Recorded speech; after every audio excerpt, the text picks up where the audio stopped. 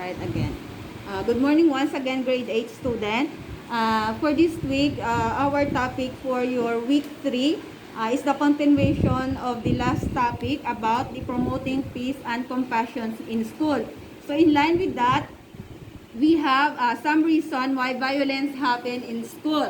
So the first one is the sad family life. So many of our young people experience sad and difficult problems in their families, but of course they always maintain a disposition or appearance which does not really tell this truth about their lives. So despite of those experiences, they are going through, young people learn to be secretive, stoic about family matters. They suppress their own feelings that can eventually release in the forms of violence. So that is the first reason why other students express or do some actions of bullying and violence inside the school premises. So the second one, we have here the no opportunity to express true feelings.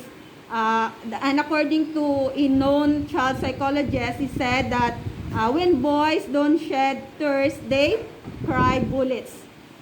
So young boys should be given the chance to cry their painful and difficult home situation. They should not be told it is wrong to cry. Instead, it is their right to express their true feelings. And for some men who go through difficult tests of life at home that no human person should be made to go through, if young men are not able to share these problems or feelings, sooner or later they are bound to burst into uncontrollable anger and violence, inflicting much harm on themselves and on the other as well. So as a young people, a student like you, you should have this mentality that it is not wrong to cry. It is your way to express your emotions, the experiences that you go through in life. In that way, you can express your feelings. Then for the third one, we have a high expectation on peers. Like all human person, young people need supportive relationship, especially for the circle of friends that you have.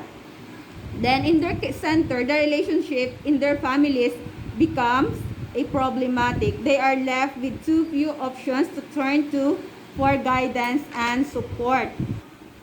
Fortunately and naturally, many young people get to have good friends, but a few are often rejected by their peers and are focused to band with others who are, like themselves, left out of social circles.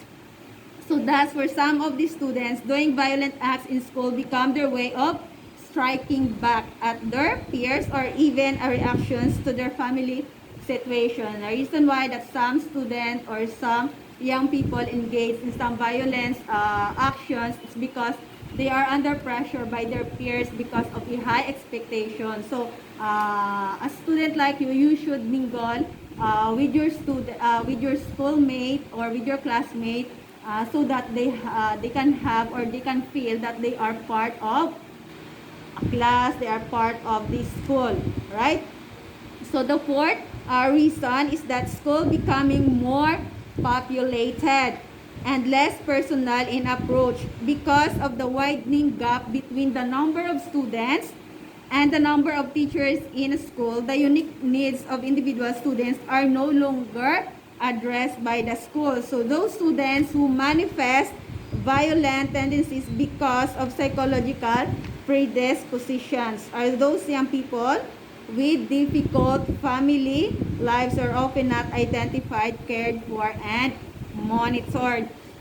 So if there are tendencies that other students do some reactions, do some actions of bullying and violence, it's because of the overpopulated or of the number of students. So sometimes there are students that need extra attention, but if you are not that recognized by the other peers or for the other student, there are some students that do some tendencies of doing some violence reactions to be noticed by the other, right? And then for the fifth reason, we have exposure to violence through media. So this can come from the direct or immediate sources of one's family, neighborhood, and even computer games. So take note of that. Some witness and experience actual or virtual violence. They tend to accomplish the same acts of violence in school. So be careful for those games that you are exposed to, especially in gaming online. Doing some Mobile Legends that may cause you some negative effect on you guys, right? On you student.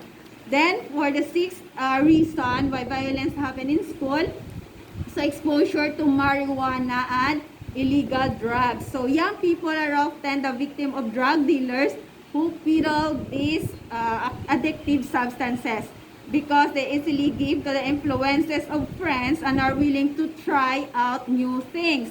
They become easy targets for dealers who wish to make quick money. So you are prone, student, if you are exposed or you are mingling those circle of friends who take a marijuana or an illegal drug. So be aware of those group of friends so that you may not be subjected in doing some illegal action as well. So that is our lesson for this week. So I hope that you learned something from it. Okay, grade 8. Thank you.